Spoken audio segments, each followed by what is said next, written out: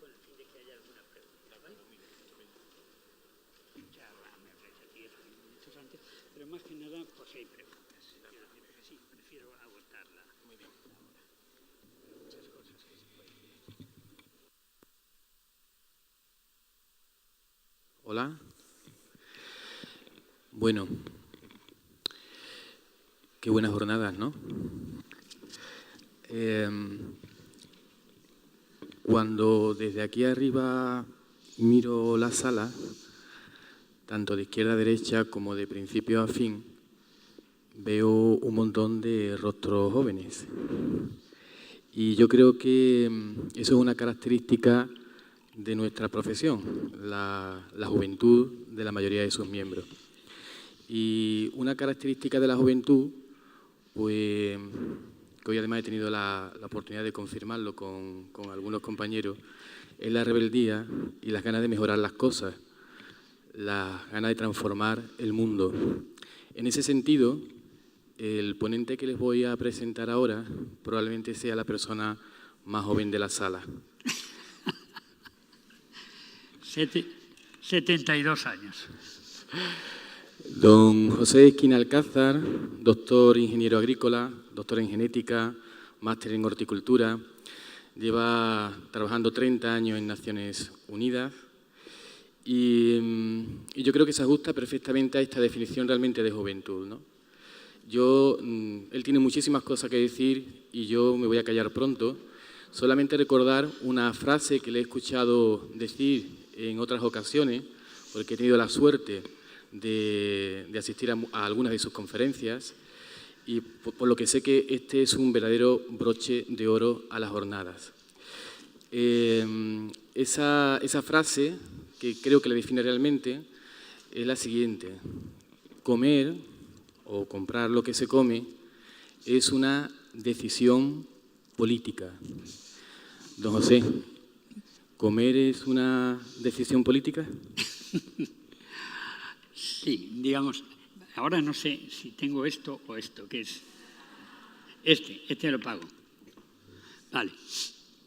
No, la idea, vais a ver en lo que voy a hablar, esto es un preámbulo a la charla, porque antes tendré que dar las gracias y esas cosas. Pero en lo que voy a hablar, vamos a hablar de que muchas de las cosas que yo he oído a los últimos ponentes, que estáis curando y que hay que dar productos extraalimentarios para curar, con una alimentación sana, a lo mejor no era necesario curarla. Y en ese contexto vamos a hablar de hambre y malnutrición desde el punto de vista de Naciones Unidas, desde un punto de vista global, que es mi experiencia. Y entonces vais a ver problemas de tipo hambre, de tipo enfermedades producidas por la malnutrición, de efectos negativos sobre el medio ambiente y en los cambios climáticos, y vais a ver que toda esa serie de cosas podrían corregirse en gran parte si fuésemos mucho más responsables a la hora de alimentarnos, lo cual significa que tenemos que ser consumidores responsables, y un consumidor responsable es el que es consciente de que consumir, y ayer fue el Viernes Negro, y me parece un síntoma, a mí me repele eso, porque es consumir por consumir. Quiero decir, calma, coño, calma. Vamos a consumir para ser felices, no para almacenar y tirar, como vamos a ver ahora después. Entonces, esa idea de consumir responsablemente, de ir al mercado o al supermercado si son alimentos, y comprar lo que necesitas y solo lo que necesitas. Y comprar no solo lo que necesitas, sino que además comprar lo que tenga una serie de características, como define Carlo Petrini, el presidente de Slow Food Internacional, que sea bueno desde el punto de vista nutritivo y organoléptico. Carlo Petrini dice: yo puedo comprar un vino muy ecológico, pero si es una caca, es una caca. Entonces, que sea organolépticamente bueno también, que sea limpio desde el punto de vista medioambiental, que no destruya en su sistema de producción los recursos naturales sobre los que se basa, y que sea justo desde el punto de vista laboral, desde el punto de vista social, que no se hayan producido esos productos con niños trabajando o con esclavos o con personas mal pagadas. Tiene un libro muy bonito que se llama Lo bueno, lo limpio y lo justo. Y yo a eso añadiría, y luego justificaré por qué añadiría, que siempre que sea posible sea local, menos preservantes y además más frescos los alimentos y menos energía consumida. El alimento medio que llega a la boca del español hoy en época de crisis ha recorrido 2.500 kilómetros antes de llegar a nuestra boca. Es una barbaridad. Por eso digo, sea local y, si es posible, que sea estacional. Esa es la idea de que consumir, cuando yo decido lo que consumo, teniendo en cuenta no solo lo que debo consumir, sino también que cuando yo consumo, compro esto o aquello, estoy premiando, estoy incentivando o estoy desincentivando determinados tipos de producción. Por lo tanto, eso es un acto político. Y a mí me gusta, en general, muchas veces lo digo al final de la charla. Hoy tú me obligas a decir al principio que tenemos que ser capaces, para transformar el mundo, de convertir pacíficamente nuestro carro de la compra en un carro de combate. Esa es la idea. ¿Vale? Todo esto, que podría haber sido un corolario, pues ha sido un preámbulo. Bueno, dicho esto, quiero ante todo pues agradeceros al Colegio de Nutricionistas Andaluces por esta invitación. Quiero agradecer a Fonsi, que es la que me ha contactado, y a todos en general que estáis aquí. Me llena de alegría el ver que hay tanta gente joven, y además me ha dado más alegría cuando me han dicho, no son estudiantes que están consiguiendo créditos, son personas que han terminado y que vienen por interés. Genial. Yo sé que lo que voy a decir no tiene nada que ver con lo que habéis visto, pero a lo mejor os va a dar una visión amplia en el tiempo y en el espacio que es necesaria. De hecho, lo que yo quisiera a lo largo de esta charla es compartir con vosotros pues, una serie de cosas. Compartir conocimientos. Tú has hablado de ese doctorado en agronomía aquí en España, otro en genética en California, en la Universidad de Estados Unidos, pero sobre todo, he estado 30 años trabajando en Naciones Unidas, en la FAO, la Organización de Naciones Unidas que se ocupa de la agricultura y la alimentación. Y para mí eso no es ya conocimiento, son experiencias. Esas experiencias sí me gustan compartirlas, porque esto me ha permitido viajar a más de 120 países. Y viendo eso, te das cuenta de que no somos el ombligo del mundo. No sé si seremos entre los más ricos, pero desde luego no entre los más felices, necesariamente. Y el objetivo no puede ser un PIB, Producto Interno Bruto, equivalente a crecimiento económico, sino, como dicen en Bután, y lo propusieron en Naciones Unidas en el año 99, el FIB, Felicidad Interna Bruta, como sustitutivo del PIB.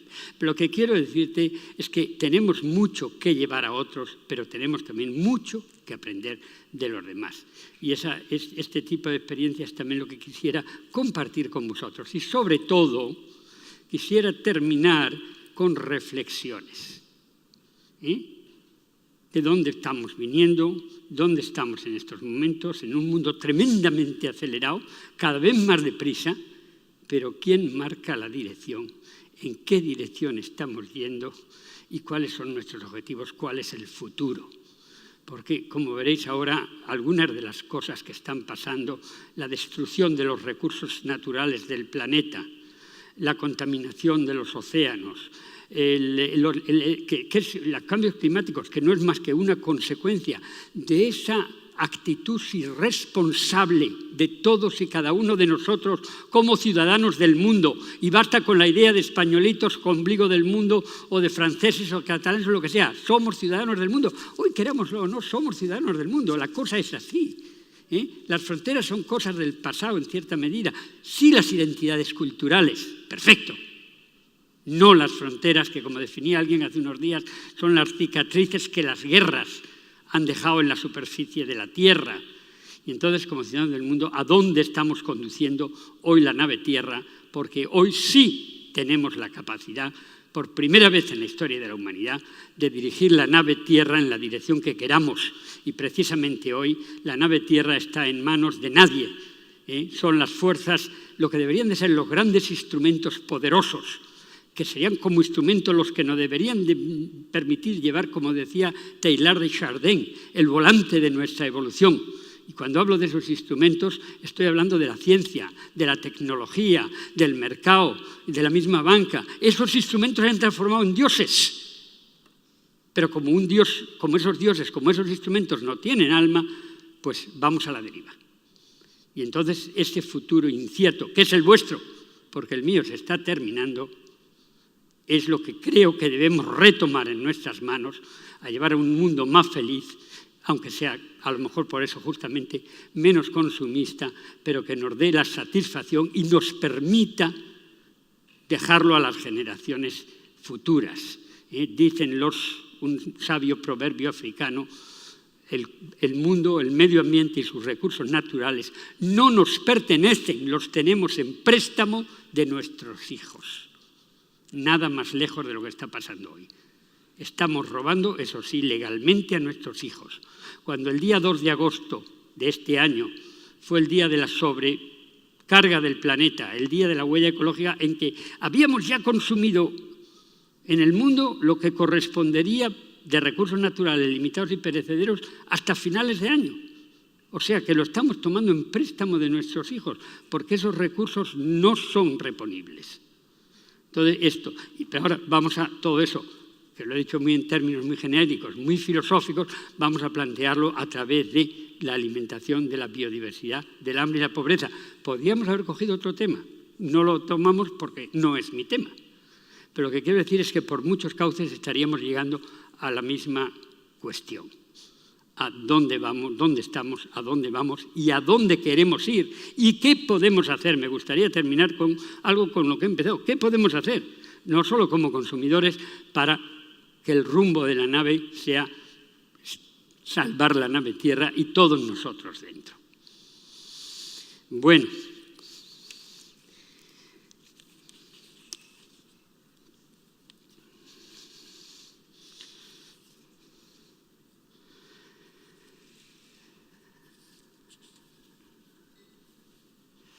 En el contexto en el que estamos hablando, fijaros, hace unos días fue el Día Mundial de la Alimentación. Y esta década es la década de la biodiversidad por Naciones Unidas. Lo que quiero decir, estamos en un contexto apropiado para hablar de alimentación y hambre y para hablar de biodiversidad.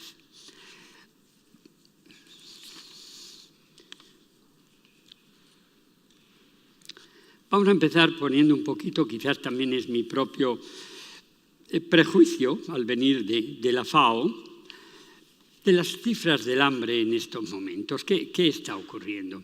El hambre como tragedia, pero también el hambre como vergüenza y el hambre como amenaza. Cuando estamos hablando de los muertos en carretera, con cifras las que sean, o de muertos por esta enfermedad o la otra, estamos olvidando que la mayor tragedia de la humanidad es que cada día mueren como consecuencia del hambre y la malnutrición 40.000 personas. Todo lo demás se quedan en cosas pequeñitas. Las más grandes tragedias, las Torres Gemelas, 2.900, la 10ª parte de los que mueren en un solo día de hambre, o cualquier otra cosa, cualquier enfermedad en la que podáis pensar, no tiene punto de comparación. El hambre y la pobreza, y sobre todo el hambre, es la mayor tragedia de la humanidad, sin duda ninguna. Pero fijaros que ese día, hoy, por cierto, el número de hambrientos este año ha subido de nuevo. Estamos en más de 800 millones de personas que pasan hambre y 17.000 personas al año, y 17.000 millones al año que mueren de hambre, y 40.000 al día. Eso es evitable. evidentemente es evitable. Por daros una cifra, aunque está ya ese mismo día, hoy, que mueren de hambre 40.000 personas, el mundo está gastando en armamento 4.000 millones de dólares, suficientes para alimentar a los muertos del día durante 120 años, al precio que cuestan los alimentos en el país donde mueren. Pero hay más. No es solamente que tenemos alimentos que se puede subsanar el hambre con esos fondos. No se trata de dar limosna, se trata de que puedan comer. Bueno, hoy, cuando nos dicen en la televisión, hay que producir mucho más y hay que producir de manera más agresiva y la producción agrícola tiene que ser más intensiva porque la humanidad está creciendo y hay que alimentar a todos. Eso es una mentira. Nosotros hoy, siglo XXI, estamos produciendo el 60% más de los alimentos que necesitamos para alimentar a toda la humanidad. El 60% más.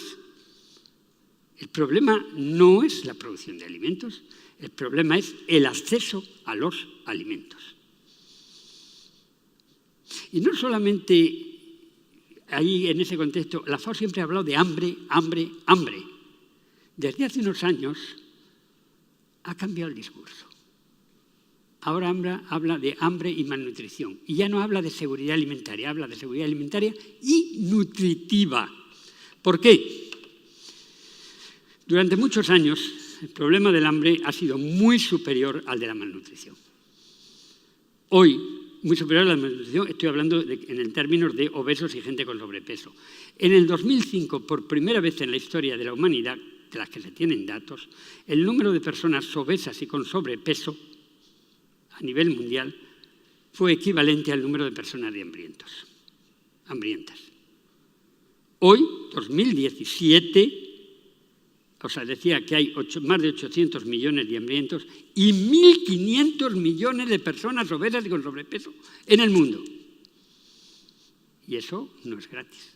Eso tiene un coste para la salud.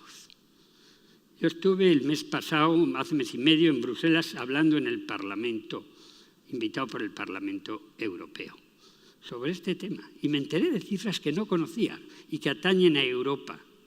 En Europa, el 50 y tantos % de la población es obesa o con sobrepeso. Y en niños de 3 a 9 años, el 32% obesos o con sobrepeso. Entre otros muchos problemas, esto ha generado un incremento casi exponencial, en algunos casos, de determinadas enfermedades como las cardiovasculares, las oncológicas, las diabetes, etcétera, lo que llaman enfermedades no transmisibles. No transmisibles porque no son contagiosas y tampoco se transmiten genéticamente. Y Europa está utilizando en curar esas enfermedades, el presupuesto de la Unión Europea, 700.000 millones de euros al año, gran parte de los cuales terminan en las grandes compañías farmacéuticas, que a su vez son los grandes lobbies que están condicionando las legislaciones de los países en esta materia. Es una pescadilla que se muerde la cola. Y esto es peligroso, y esto afecta mucho a lo que estamos hablando. ¿No sería mucho más lógico usar esos 700.000 millones de euros, y mucho menos, en formar e informar a la población, en tener nutricionistas que las ayuden a los individuos para tener una buena nutrición y no tener que curar unas enfermedades que son un lujo y absolutamente innecesarias? Lo sería. Eso con respecto a la salud. Pero si vamos al otro efecto, y yo diría el efecto que todo esto tiene sobre el medio ambiente, que parecen cosas ajenas, no lo son, y os lo voy a decir. Y de nuevo, la semana pasada estuve en el Senado, invitado a una ponencia que están haciendo un proyecto de ley sobre desperdicio alimentario. Y os doy las cifras de desperdicio alimentario. Y parte de lo que voy a decir se lo dije al grupo de 20 senadores procedentes de todos los partidos que forman parte de esta ponencia. Mira, si estoy diciendo antes que estamos produciendo mucho más de lo que necesitamos para alimentarse, ¿dónde va lo que se produce, los alimentos que se producen y no llegan nunca a la boca de nadie porque se pierden en el camino? Pues mira, cifras. La tercera parte de la producción mundial, 1.300 millones de toneladas métricas de alimento, se pierden en el camino, no llegan a ninguna boca y una gran parte de ellos terminan en la basura. En Europa, 89 millones de toneladas métricas se pierden en el camino. En España, en época de crisis, el año pasado, 7,7 millones de toneladas métricas de alimentos fueron pérdidas y desperdicios. Gran parte de ellas terminaron en la basura y el 30% de lo que fue a la basura en envases sin abrir porque había caducado. ¿Cuál es la responsabilidad? ¿Estamos locos? Y encuentras gente buscando alimentos en la basura. Claro, es donde están. ¿Sí? Pero ahora vamos a ver qué efecto tiene eso sobre el medio ambiente, si es que tiene algún efecto. Hay un estudio muy reciente, avalado por la Unión Europea y por Naciones Unidas, que dice que para producir esos 1.300 millones de toneladas métricas que se pierden y se desperdician, que no alimentan a nadie, estamos utilizando 1.400 millones de hectáreas, 28 veces la superficie de toda España, si toda España fuese tierra fértil. Estamos utilizando para producir lo que nadie se va a comer, la cuarta parte del agua dulce del planeta utilizada para agricultura y alimentación, 250 kilómetros cúbicos de agua. Estamos utilizando 300 millones de barriles de petróleo. Y con los gases invernaderos, que son consecuencia de la producción de los alimentos que no van a alimentar a nadie, estamos contribuyendo al cambio climático casi en un 20%. Ahí entra lo que os decía antes, que el alimento medio que llega a nuestras bocas hoy ha recorrido previamente 2.500 kilómetros. No sé si alguno leyó la noticia hace unos años, cuando dos grandes camiones chocan cerca de Portbou. Uno iba de Andalucía a Holanda, otro venía de Holanda a Andalucía. Chocan de frente y se desparraman sus mercancías. ¿Sabéis qué contenían? Tomates. Ambos contenían tomates. De nuevo, ¿es que estamos locos? Pues claro, cuando yo hablo con economistas, amigos, oye, pero es que están locos. Fíjate qué desperdicio de dinero. Dice, no, pero eso está bien. Es que lo importante es vender y comprar, porque eso sube el PIB. Eso es bueno para la economía. Eso sana la economía. Eso es bueno para la economía mercantilista, de ninguna manera para la economía real. Estamos desperdiciando recursos, estamos desperdiciando alimentos, estamos gastando energía, estamos usando preservantes que van a hacer daño a la salud humana. Sin embargo, así va bien la economía. ¿Qué diablos de medida de economía tenemos cuando aplicamos el Producto Interno Bruto que solo sabe medir lo que no sirve para nada? Por eso tiene sentido la propuesta de Bután del FIP. Claro que lo tiene. Y por eso cuando en Naciones Unidas en el año 99 se hizo un estudio sobre si era posible medir la felicidad interna bruta, que decía, no, eso no. Sí, se encontraron indicadores. ¿Y qué ocurría cuando se aplicaban aquellos indicadores? El país más desarrollado del mundo era Bután. No es que nosotros nos fuésemos a la cola, ni Estados Unidos, pero quedábamos el 30 o el 40. Entonces, hay un vicio de fondo, algo va mal en un sistema agroalimentario que es capaz de producir 60% más de lo que se necesita y muere muchísima gente de hambre todos los días. Algo va mal en un sistema agroalimentario que permite que el número de personas con problemas de salud y obesidad crezca incesantemente. Algo va mal en todo esto. ¿Qué es lo que ha ocurrido?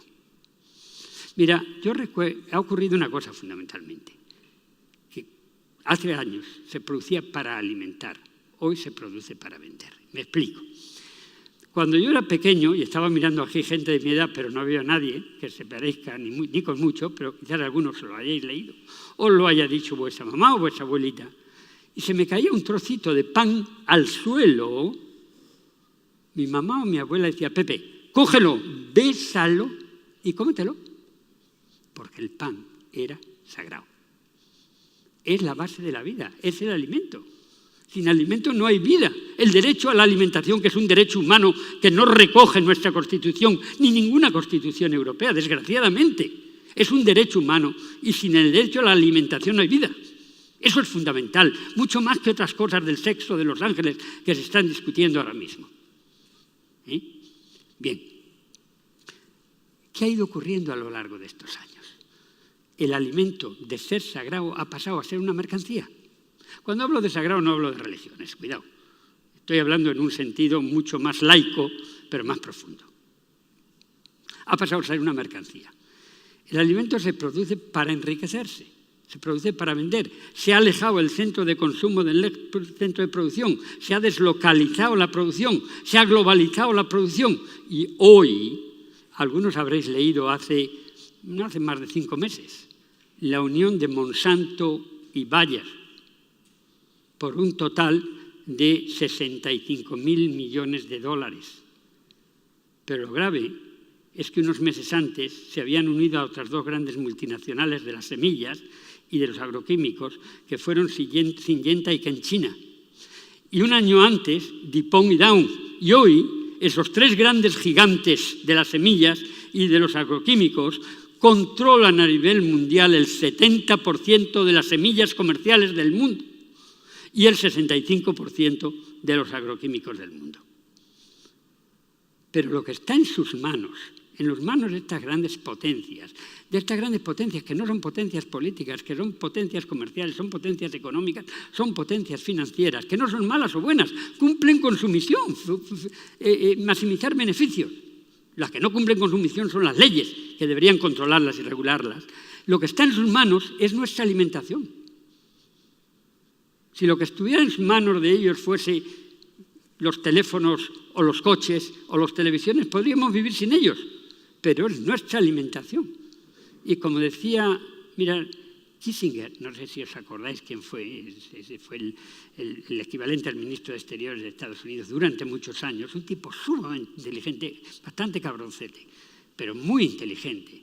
Él decía, quien controla el petróleo controla los gobiernos, quien controla los alimentos controla a los pueblos.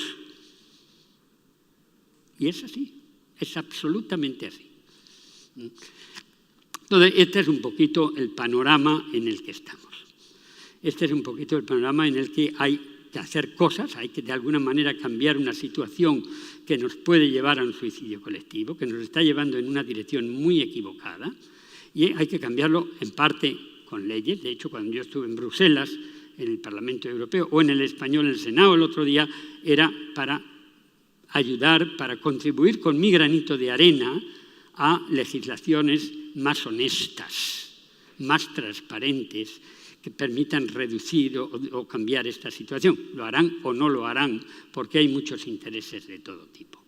Pero también tenemos una responsabilidad personal, hay una corresponsabilidad, lo del carro de la compra que decía antes y a lo que volveremos después. Pero, dado que he estado hablando un poco de ese contexto de hambre y malnutrición, de esa situación en la que nos encontramos, de esa situación en la que además yo os diría alguna cosita más, y lo relaciono también para poder después hablar de la biodiversidad, el papel de la biodiversidad en todo esto. Pero os digo algo más antes de hambre y malnutrición también. Ahora recuerdo que un amigo me decía hace un par de años, dice, no, Pepe, ¿sabes por qué existe el hambre? Hombre, ¿por qué? Porque no es contagiosa. Porque no es contagiosa. Es cínica esa respuesta, pero es verdad, yo lo pensé. Fijaros, ese es el momento en que estábamos con la famosa gripe A, la pandemia. lo que hemos gastado para luchar contra las distintas pandemias de la humanidad. Pero en el caso de la gripe A fueron cantidades ingentes en todo el mundo. ¿Sabéis cuánta gente ha muerto de gripe A en estos 16 años a partir de entonces? No, menos, 10 años, lo que sea. 16.000 personas han muerto. Menos de la mitad de las que mueren en un solo día de hambre. Pero era contagiosa. Era contagiosa. ¿Sí? La FAO, Organización de Naciones Unidas, cuya finalidad es, entre otras, la más importante, acabar con el hambre en el mundo, y algún amigo me ha dicho alguna vez, oye, tú que has estado tantos años en la FAO, debe ser muy ineficiente, ¿eh? Porque fíjate que cada vez hay más hambre. ¿Verdad? Es cierto que hay burocracia, es cierto que hay ineficiencias, como en todo, pero yo lo pensé y le di una cifra. ¿Sabéis que el presupuesto de la FAO, el presupuesto ordinario, el presupuesto regular de 2 años es el equivalente a lo que 2 países desarrollados usan en comida de perros y gatos en una semana? Falta voluntad política. Fijaros lo que decía un presidente de Estados Unidos, nadie que podamos decir que era un radical, en 1963. Dice, tenemos los medios y tenemos la capacidad hoy, en nuestros días, de eliminar el hambre de la faz de la tierra. 1963. En esta generación podemos eliminarla, solo falta la voluntad política de hacerlo. Medio siglo después sigue faltando la voluntad política de hacerlo. Incluso la capacidad política, porque quien controla no son ni siquiera los gobiernos. Esta es la triste situación. Hay un puntito de esperanza, sí, pero muy trágico y muy duro. Hay un puntito de esperanza porque hoy, de ser el hambre una tragedia y una vergüenza, ha pasado a ser, además, una amenaza. En el año 2008 hay una crisis alimentaria que hace que se dupliquen, incluso tripliquen los precios de los alimentos básicos en el mercado internacional.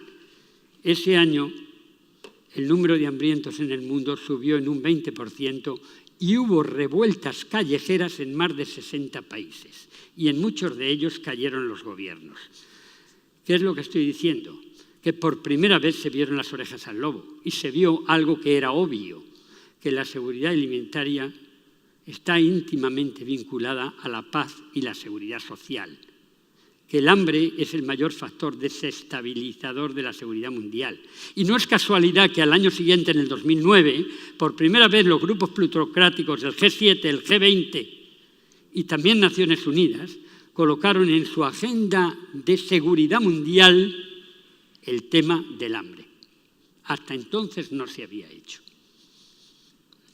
Y no es casualidad también que aquí en España, en el año 2011, yo recibí una llamada de teléfono de un señor, muy buena gente, os digo el nombre, se llama el Teniente General Ballesteros. Me llama este hombre y me dice, señor Esquinas, usted no me conocerá, yo soy el Teniente General Ballesteros del Ejército de Defensa Español y soy el presidente del Instituto Español de Estudios Estratégicos de la Defensa. Entonces yo me quedé un poco, digo, ¿qué coño he hecho yo? ¿Por qué me llaman a mí? Y entonces él me explicó, me dice, mire, es que yo he oído algunas cosas que usted dice, he leído algunas de sus publicaciones y queremos publicar un libro sobre seguridad mundial, hambre y seguridad alimentaria. Y pensamos que nos gustaría que usted estuviese en el Consejo Científico, Comité Científico, y que escribiera uno de los capítulos sobre biodiversidad y seguridad mundial. Perfecto, cuenten conmigo. Después comí con el bebé de una persona extraordinaria que me decía, la conclusión es que es mucho más fácil y más económico prevenir los conflictos y las guerras que ir después a solucionarlas con bombas. Es lógico. Y esa publicación que salió en abril del 2013 con el título Seguridad Mundial y Seguridad Alimentaria, lo podéis encontrar, se lo tradujo el Ministerio de Defensa y lo envió a todos los ministerios de defensa del mundo en distintas lenguas. Lo que quiero decir es que se han puesto las pilas ante la amenaza. ante el hecho de que esto está ligado a la paz y a la seguridad mundial, ante el hecho de que si bien el tema del hambre ha sido siempre un tema que se ha dicho hay que solucionarlo por caridad, después se ha dicho, bueno, por solidaridad, después en la Revolución Francesa, por fraternidad. Recordar los 3 pilares de la Revolución Francesa: libertad, igualdad y fraternidad. Se habla mucho de libertad e igualdad, se ha olvidado la fraternidad. Después se habló de justicia. Hoy tendríamos que decir que si no somos capaces de solucionarlo por solidaridad o por justicia, tendremos que hacerlo, aunque solo sea por egoísmo inteligente. La causa principal, el caldo de cultivo en el que hunden sus raíces lo que hoy consideramos los grandes problemas de Occidente, la inmigración ilegal, los refugiados, las grandes pandemias de la humanidad o la violencia internacional, es el hambre y la pobreza. Nadie deja su país si puede vivir ahí en condiciones dignas. Muchas veces cuando un emigrante coge una patera y salta unas concertinas criminales a riesgo de su vida, lo hace porque su vida tiene más riesgo si se queda en el país donde estaba. Por lo tanto, eso no se puede combatir con concertinas o con bombas, hay que combatirlo ayudando a producir allí. No se trata de que es que hay que producir más o no hay que producir más. Si producimos mucho más de lo que necesitamos, es que no habrá que producir más. No, no es cierto. No hay que producir más aquí, como se viene diciendo, y ese es el engaño, o en Estados Unidos para alimentar a África. Hay que producir más a nivel local, en el lugar donde se necesita la comida, porque el que no tiene dinero el que tiene hambre es porque no tiene dinero para comprar en el mercado internacional. No sirve de nada producirla en otro sitio, porque va a perderse en el camino. Se trata de producir en el lugar donde está. Esa es la manera de combatir el hambre y la pobreza, y donde se está haciendo en algunos sitios muy inteligentemente, pero no en todos. En Brasil se ha avanzado mucho, por ejemplo, y en algunos otros. Bueno, ahora, para producir más a nivel local, necesitamos cómo se producen los alimentos con la agricultura. Y os voy a dar una definición muy simple de agricultura, porque vosotros no tenéis una especialidad agrícola, pues os voy a dar una muy simple. Agricultura no es ni más ni menos que transformar los recursos naturales del planeta, tierra, agua, aire, diversidad biológica y energía, en alimentos. Eso es agricultura. Tan simple como eso. Pero si estamos destruyendo esos recursos naturales del planeta limitados y perecederos, ¿cómo van a producir nuestros hijos los alimentos? Y ahí os podría hablar de las pérdidas, contaminación, erosión, destrucción de esos recursos a nivel, os podría dar cifras, a nivel tierras, cantidades de unos 7 millones de hectáreas al año, etcétera, que se están perdiendo, o a nivel agua, o a nivel aire, Me voy a centrar en uno de esos recursos naturales, diversidad biológica. Y vamos a ver qué es lo que está ocurriendo y cómo esa diversidad biológica puede contribuir no solo a solucionar el problema del hambre, sino también a mejorar la nutrición de los individuos y, por lo tanto, cómo puede ser útil para vosotros como nutricionistas, incluido el caso de la quinoa, que es muy reciente, pero vamos a meter en un contexto más amplio, si tenemos tiempo, no sé cómo vamos de tiempo. Bueno, vamos a poner unas diapositivas para ilustrarlo, ¿vale? Mirad, la diversidad, esto sí funciona con esto, ¿no? Bueno, la diversidad biológica, cuando hablo de diversidad biológica, yo no estoy hablando aquí del oso panda, que es muy importante y que hay que salvarlo, pero no es el que nos da de comer. Estoy hablando de la diversidad que nos alimenta, estoy hablando del trigo, del arroz, de la patata.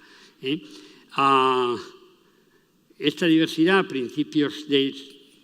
mediados del siglo XX, cuando yo era niño, en los campos cada planta era distinta de la otra.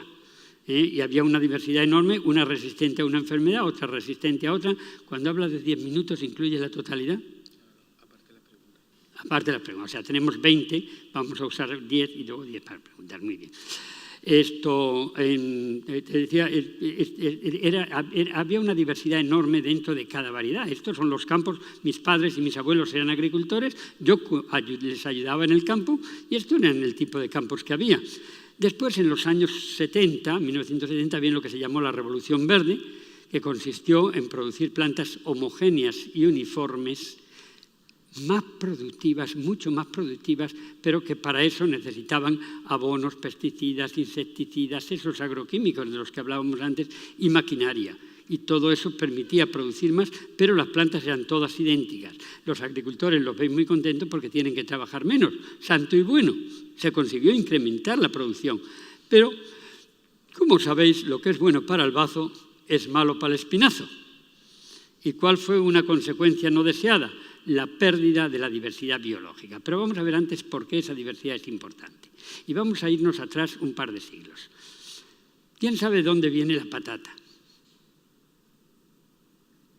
¿Alguien sabe de dónde viene la patata? La patata viene de América Latina. La patata no existía en España hasta el siglo XVI o XVII, que es cuando se trajo de América Latina, como el maíz, como el frijol o la habichuela, como el tabaco, como el tomate, etcétera, etcétera. Pero este trabajo se extendió mucho por Europa y ya en el año 1840 y tanto hay la famosa hambruna irlandesa, que hace que la población de muchos países europeos se diezme. En Irlanda, de 10 millones de personas, 3 millones mueren de hambre en 2 años y 2 millones tienen que emigrar a Estados Unidos. ¿Por qué?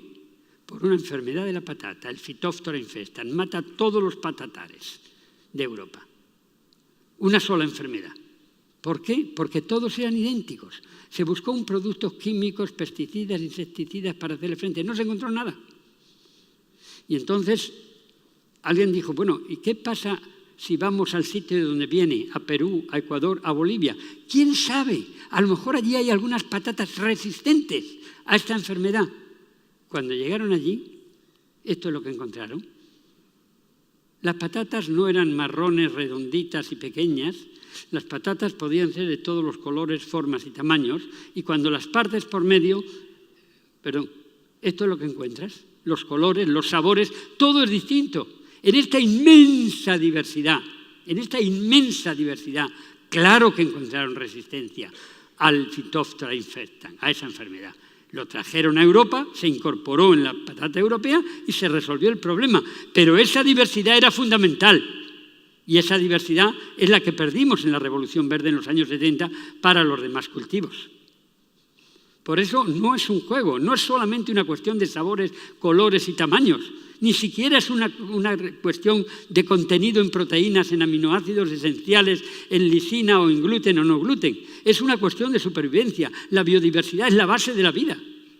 Es donde tiene que actuar, sea la selección natural, cuando hay cambios como los cambios climáticos o hay una nueva enfermedad, sea el mejorador o el científico, cuando está buscando nuevas características para introducir en nuevos productos alimentarios. Sin diversidad no hay selección posible. Yo solo puedo seleccionar en lo que es diverso. La diversidad es esencial para la vida. La diversidad ha sido la base de la evolución biológica a lo largo de 3.000 millones de años de evolución biológica en la Tierra. Esto no es un caso aislado. La misma situación se planteó con el maíz, muchos años después, a finales del siglo pasado, a finales del siglo XX. En este caso, la enfermedad, esto ocurrió en Estados Unidos en vez de en Europa, la enfermedad se llamó Helminthosporios maides, un hongo del maíz, mata a los maizales. ¿Dónde encuentran la resistencia? En África. El pequeño agricultor africano es el que encontraron la resistencia, que se incorpora en el maíz y se resuelve el problema de Estados Unidos. Fijaros, la patata del humilde campesino latinoamericano resuelve el problema de la patata europea. El maíz del humilde campesino africano resuelve el problema del maíz en Estados Unidos. Esa interdependencia entre los países clave. Y esto es lo que hizo que unos años después este tema se trajese a Naciones Unidas, a la FAO, para discutir. Y si hablamos cuantitativamente, ¿qué había estado ocurriendo en el siglo XX como consecuencia indeseada de la Revolución Verde? La Revolución Verde fue buena porque incrementó la producción, pero tuvo el efecto de pérdida de la biodiversidad. Mirad, en Estados Unidos, el 97% de las variedades de frutas y verduras catalogadas a principios del siglo XX, 97% se habían perdido ya a finales del siglo XX.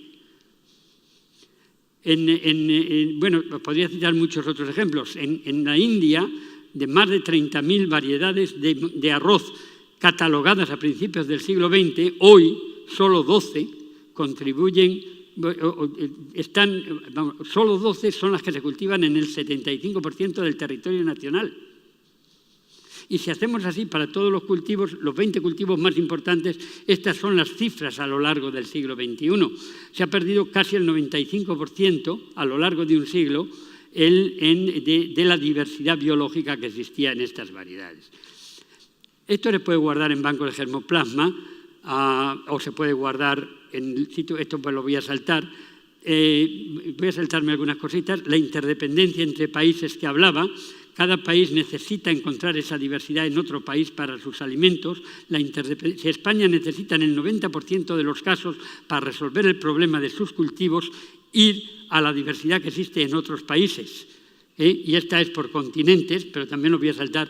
Quiero detenerme aquí porque Fonsi me habló de esta diapositiva y os quiero contar la historia antes de dar un pasito más.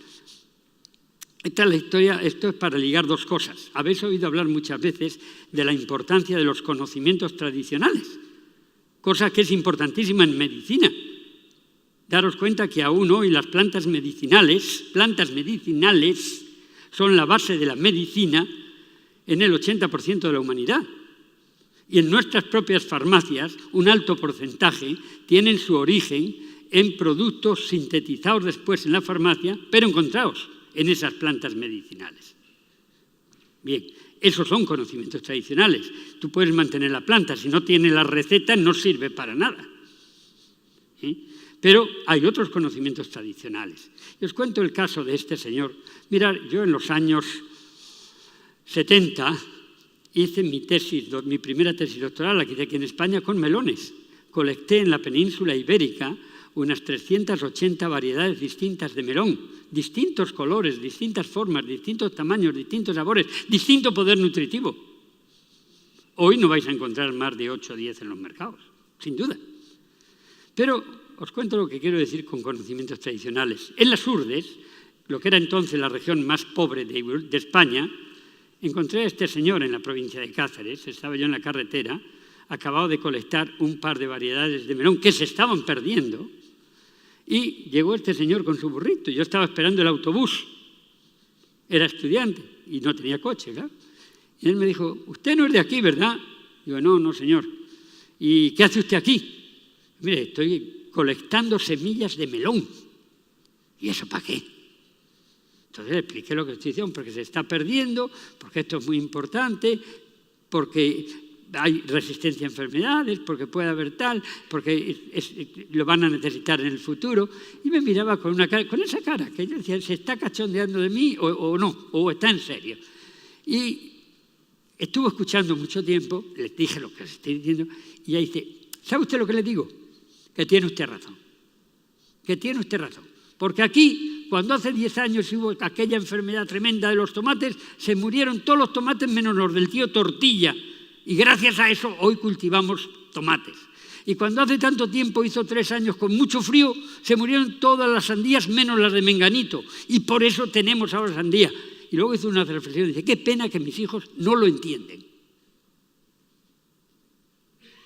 Bueno, pues entonces, cuando estábamos en esa conversación, yo tomando nota como alumno aplicado, porque era el mejor profesor que me podía echar en la cara, porque yo sabía la teoría pero no la práctica, llegó el autobús, que pasaba una vez al día.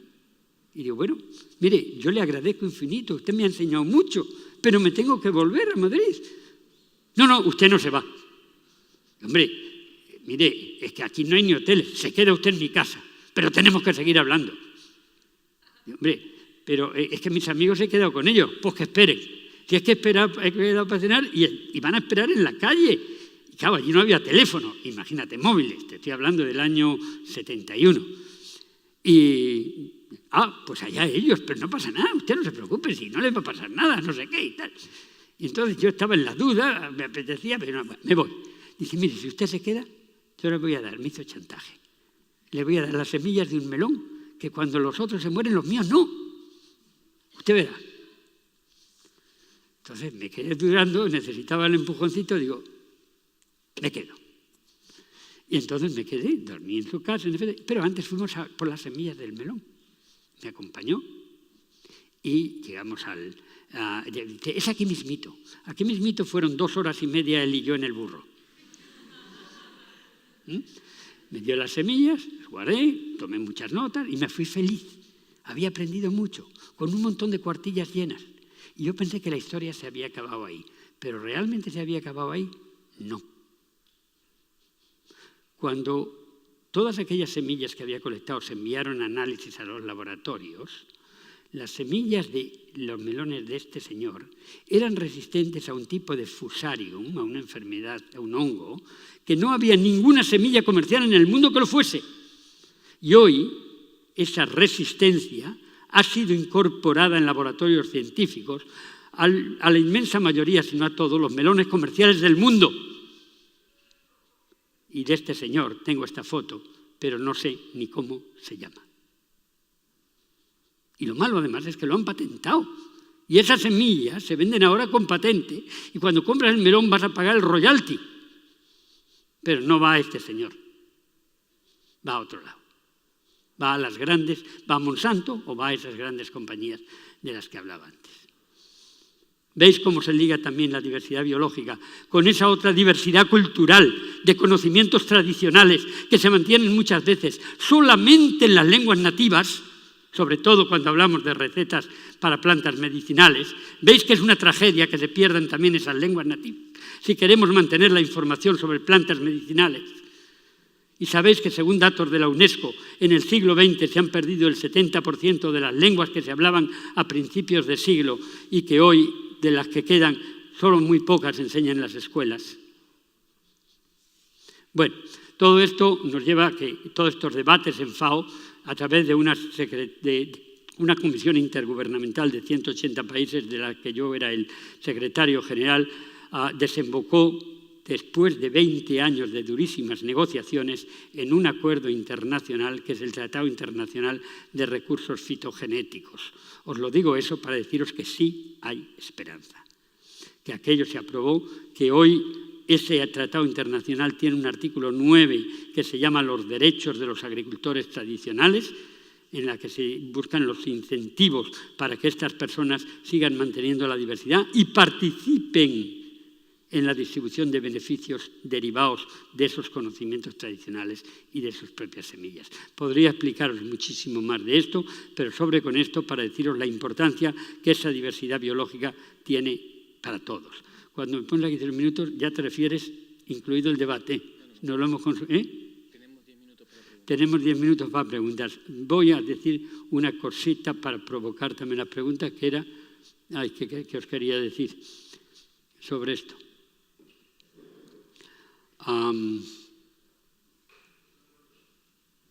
Bueno, vamos a dejarlo así y entonces en el debate sí hablaremos un poquito de lo que podemos hacer nosotros en cualesquiera de los casos.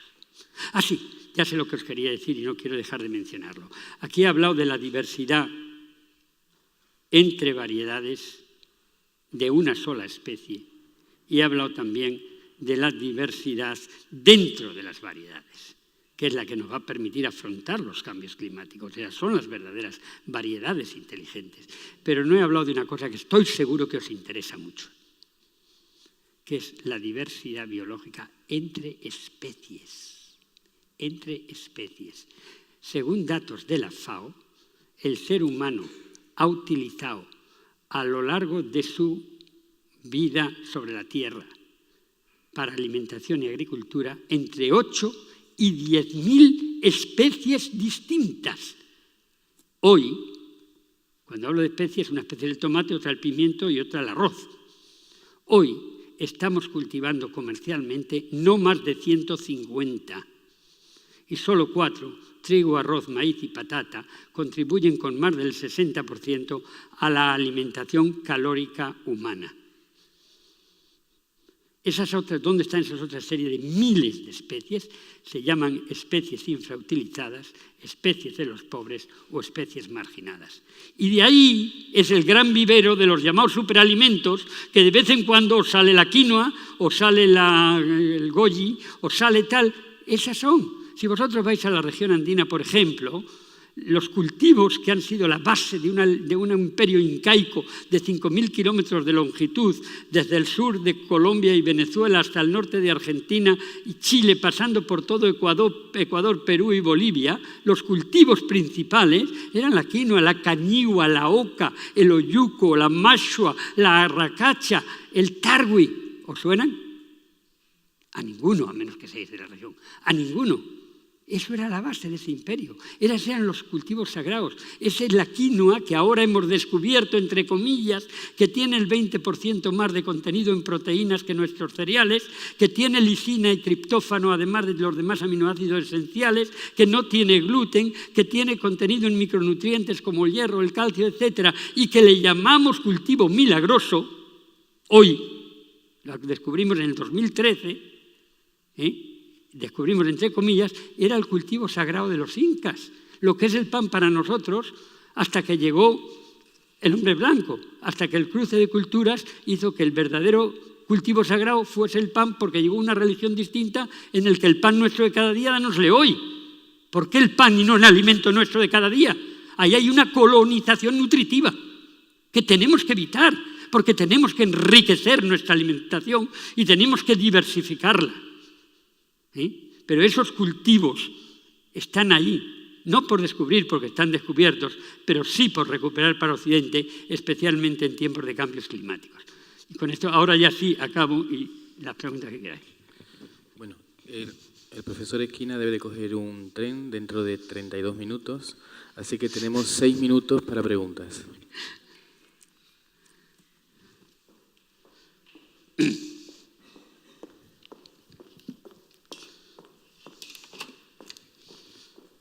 ¿Alguna pregunta? Sí, bueno. Hola, buenas tardes. Pues en primer lugar, darle las gracias a José por sus palabras, de las que suscribo todas, y hacerle una pregunta. Él ha hablado en un principio de que piensa que el carro de la compra debe de ser nuestro carro de combate, pero ¿cómo podemos nosotros llevarlo eso a lo práctico? En el día a día, cuando vamos a supermercados que son prácticamente fotocopias.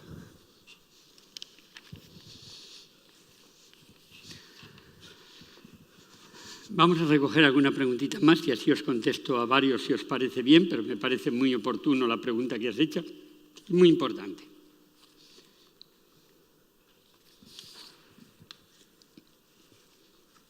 A ver si hay alguna otra pregunta, o reflexión, vamos. Bueno, quizás yo mismo pueda hacer una pregunta. Sí, por favor. Doctor Esquina, que en todo este planteamiento los productos transgénicos son una solución o un problema. Sabía que iba a salir.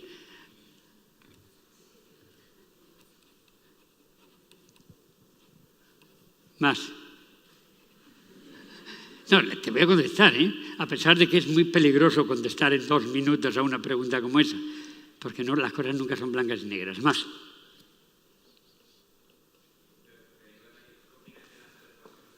¿Cómo?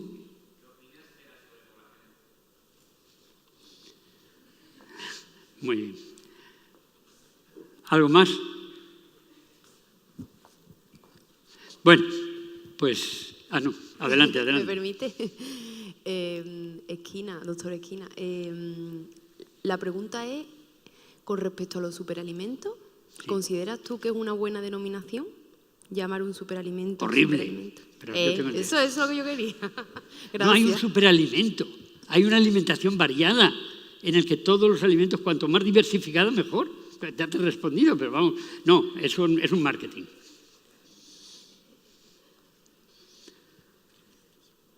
Bueno, Vamos a ver, me dicen que 3 minutos, pero realmente mi tren sale a 1:30 y me han dicho que se tarda 15, o sea que vamos a... Es que si no es imposible. Si vosotros queréis, el que quiera que se puede ir, eso de entrada, vuestro tiempo ha terminado. Y el mío yo os lo ofrezco encantadísimo. Voy a intentar ser breve porque en efecto cojo el tren a 1:30 y el tiempo es limitado. Pero bueno, está todo listo y sé que hay un taxi ahí, entonces... Vamos a ver. Carro de la compra, carro de combate, supermercados, fotocopias. Estoy de acuerdo y esa es una de las grandes tragedias. Yo he hablado antes de que hay de 2 grandes grupos de multinacionales que controlan alimentos y medicinas. Por una parte, los de semillas y agroquímicos, por otra parte, las grandes compañías farmacéuticas. Pero no he hablado que en el proceso hay también grandes multinacionales que controlan la distribución y la comercialización de los alimentos, y ahí están esos grandes supermercados que son fotocopias. Entonces, de lo que se trata, cuando yo hablo del carro de la compra en un carro de combate, no estoy hablando de ir a Mercadona o de ir a Eroski, tenéis una pequeña diversidad, por cierto, que han empezado a introducir productos agroecológicos. Algo es algo. Lo que pasa, habría mucho que hablar del bacalao. Pero bueno, lo que estoy hablando es que vayáis a la tienda de la esquina. Aquí estamos en Sevilla, agricultura periurbana, cooperativas agroecológicas. Lo que estoy hablando es mucho más amplio. Lo que estoy hablando es de localizar de nuevo la agricultura. La agricultura mercantilizada y globalizada se ha alejado el centro de consumo del centro de producción. Lo que estoy hablando es de la agricultura de cercanía, del contacto entre el agricultor y el productor, y del que, por lo tanto, podáis tener una elección más amplia y derivar las cosas hacia un tipo de producción local que además crea empleo. Porque cuando estamos diciendo que es que antes, fíjate, cuando yo era pequeño, era 60% de la población vivía de la agricultura, hoy el 2,5%. Hombre, qué bien, sí, si no fuese porque aquí tenéis casi el 50% de la población juvenil en Andalucía en paro. ¿Dónde está la ventaja? Este es el problema. Entonces, consumamos, por eso os decía que a esas 3 cosas que decía Carlo Petrini, limpio, bueno y justo, yo quiero añadir local y estacional. Esta es un poco la idea. Y luego, por otra parte, mirad la etiqueta, claro, esto es muy importante. Si vosotros vais al mercado, ahí tenéis cuáles son, de dónde vienen, cuándo se han producido, etc. Las etiquetas tendrían que tener mucha más información. Tenía que tener lo que se llama la trazabilidad, el recorrido que ha hecho, y para mi juicio debería incluir incluso el precio ecológico y el precio, además del precio real, pero también el equivalente de la huella ecológica, precio ecológico y precio energético. ¿Vale? No sé si he respondido con eso. Luego, si hay más preguntas y nos da tiempo, lo hacemos. Ahora, de momento, dejamos ahí.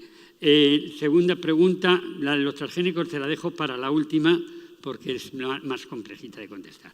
Sobrepoblación. Claro, la sobrepoblación, la pregunta es muy genérica, pero ¿qué quiere decir eso? Que, hombre, si hay hambre, pues que haya menos gente. Si estamos diciendo que producimos el 60% más de lo que necesitamos, la causa del hambre no tiene nada que ver con la sobrepoblación. Pero además, si hablamos del problema de la sobrepoblación, que sí puede haberla, y que además sigue creciendo el planeta, aunque menos que antes, y puede tener otras derivaciones, yo te puedo decir una cosa. La población mundial no se va a reducir con condones, ni capando a la gente. Y está demostrado. Vosotros mirad dónde se ha reducido la población mundial, dónde se ha reducido la tasa de natalidad, donde ha habido un crecimiento económico, donde hay un bienestar social, digámoslo así. ¿Por qué? Cuando yo era niño, perdona que siempre vuelva cuando era niño, pero tengo que comparar, no quiero de ninguna manera que haya que decir vamos a volver a la época de las cavernas, mentira. Vamos a usar toda la ciencia y la tecnología de hoy para hacer un mundo mejor hoy, con la sinergia entre los conocimientos tradicionales y las nuevas tecnologías, santas y buenas. Pero usémoslas como instrumento para ser más felices, no como instrumentos para que algunos se hagan más ricos. Eso es lo que está pasando. Pero vamos, volvemos a eso. Cuando yo era niño, lo que ocurría es que se decía, y se sigue diciendo en las zonas rurales y en los países, se decía, cada hijo viene con un pan debajo del brazo. ¿Conocíais la expresión? ¿Qué quiere decir?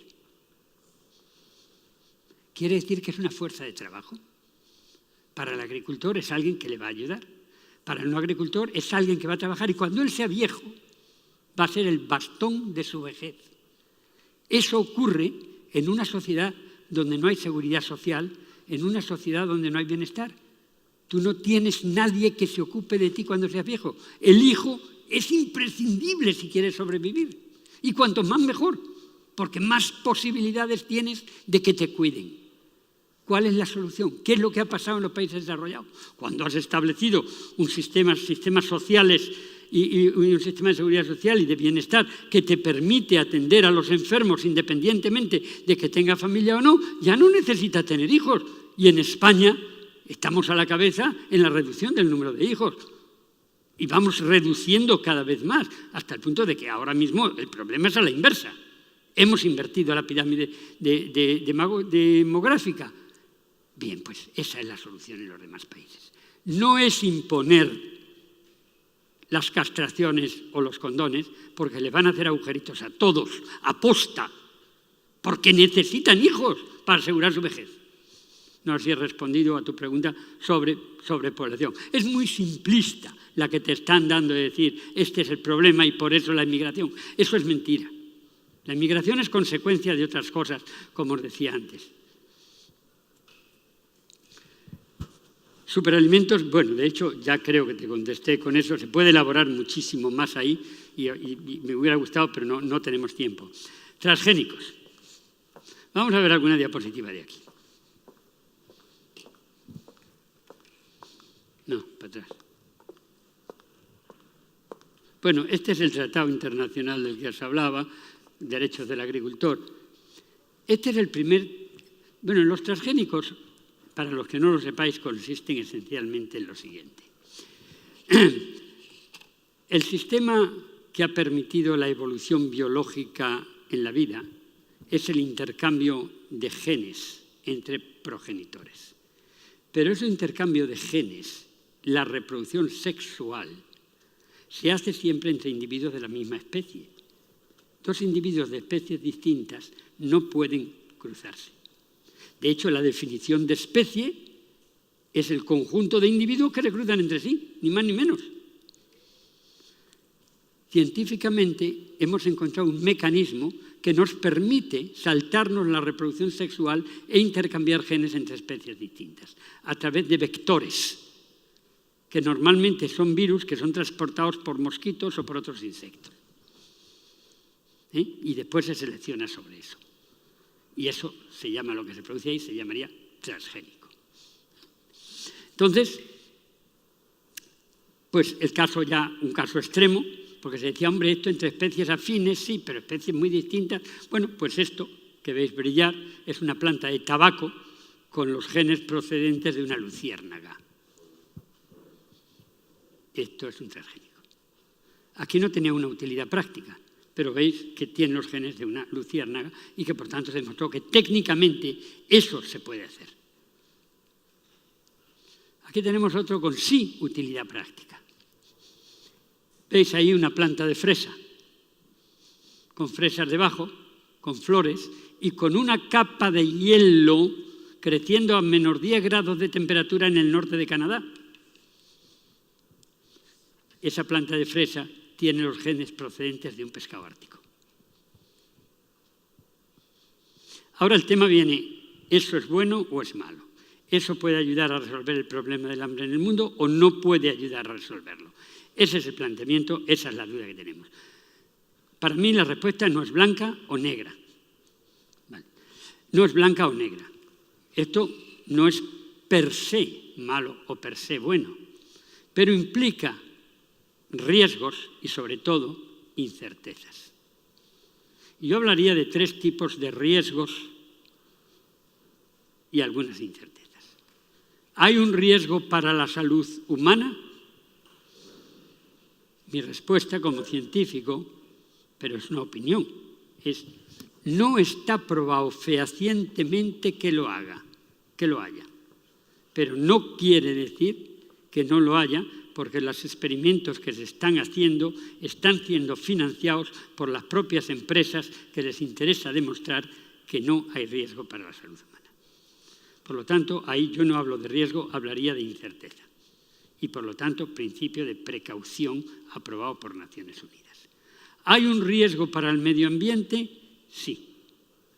Se ha probado que algunos de estos transgénicos que eran resistentes a las malas hierbas, el gen de resistencia a las malas hierbas ha pasado a la mala hierba, perdón, de resistencia a los herbicidas ha pasado a la mala hierba, que a su vez se ha hecho resistente al herbicida.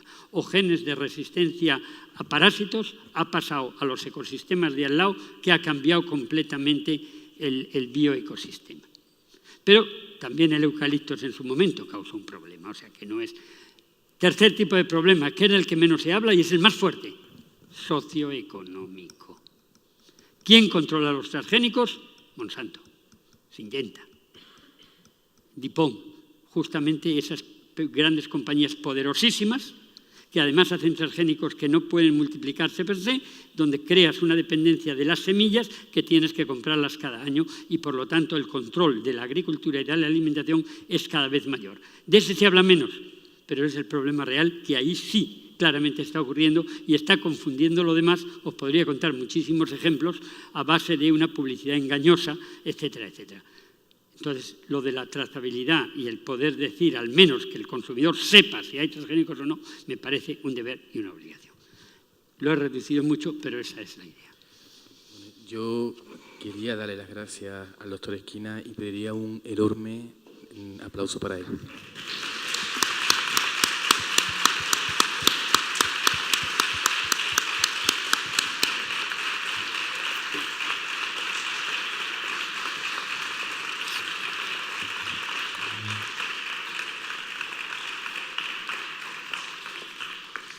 Muchas gracias a todos.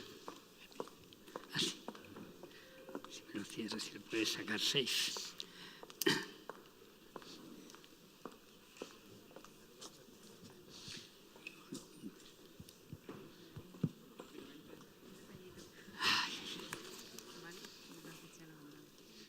Muchísimas gracias. Muchas gracias por todo.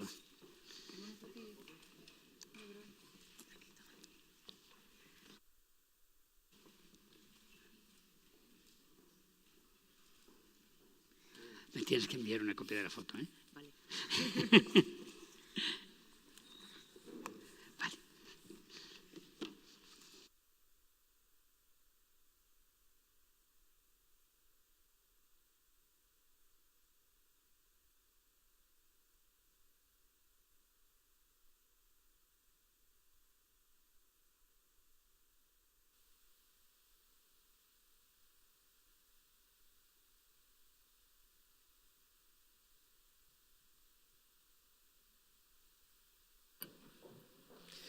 Bueno, vamos a ir cerrando la jornada, vamos a hacer el sorteo de los libros.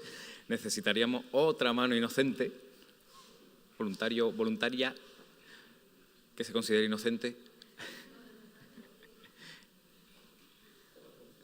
¿Alguien? ¿Alguna? ¿A los dos? Bien.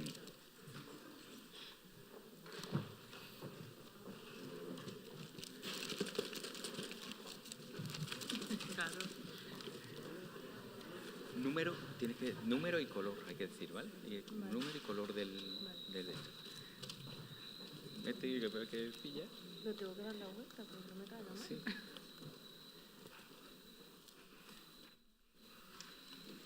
60 rosa. 60 rosa. O 9 rosa. 9 rosa. 9 rosa. Ay. Pues pasa a recoger su...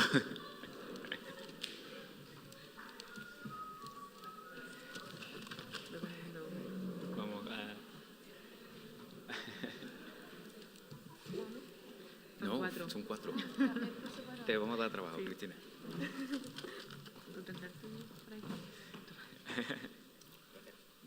Gracias a ti. No, venga, sí, así... Venga, ahora. Así. ahí como pueda, a ver si llega. ¿Llega? ¿Puede? Sí. Número y color. Amarillo, el 3. 3 amarillo. Vale. Gracias. Toma.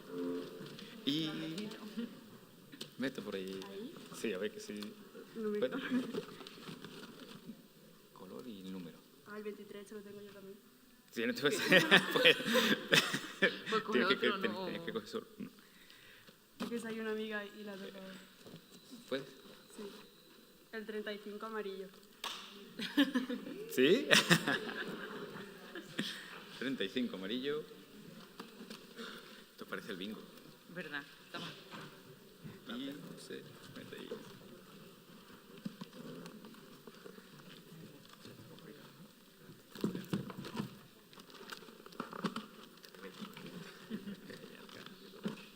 Madre mía.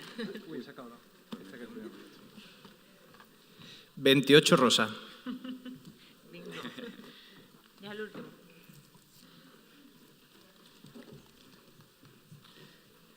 Sí, ponte aquí si quieres.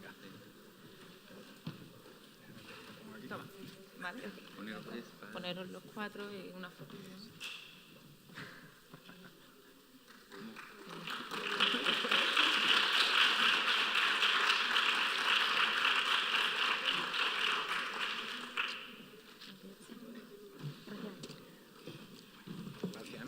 a vosotros.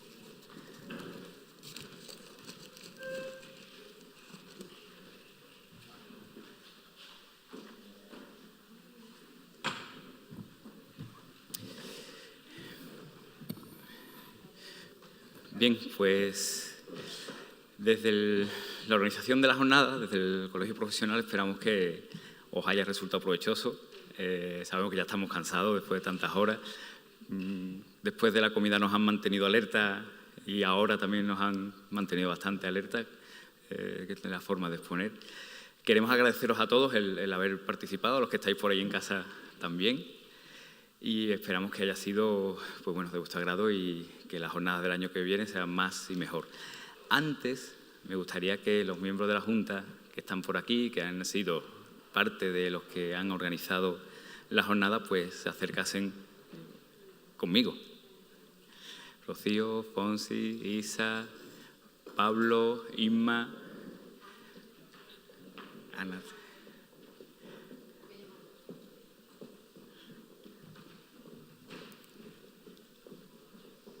José Enrique.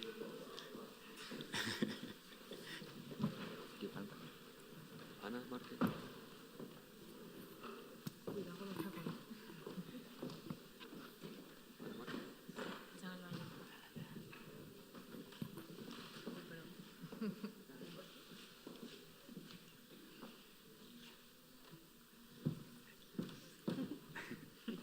Nos falta una, un momentito. Para cuando venga aplaudimos todos, para que crean que ahora aplaudimos todos.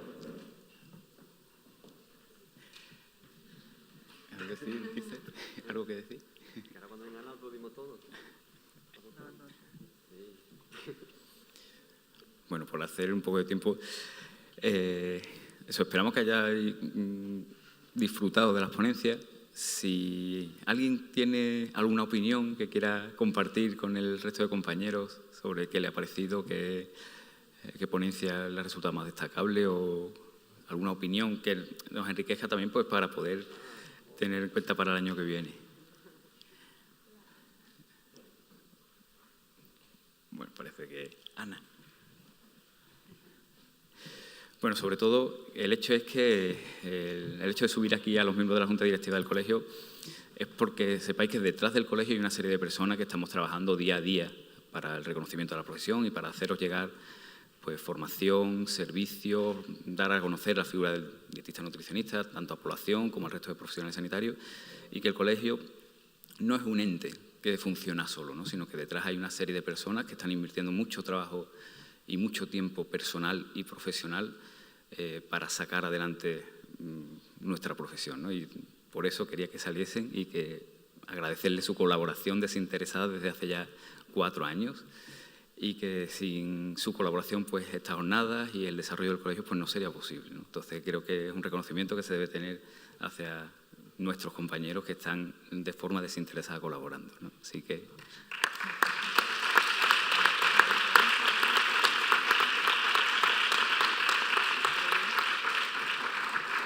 Y quedan clausuradas las jornadas 2018 más y mejor. Gracias a todos.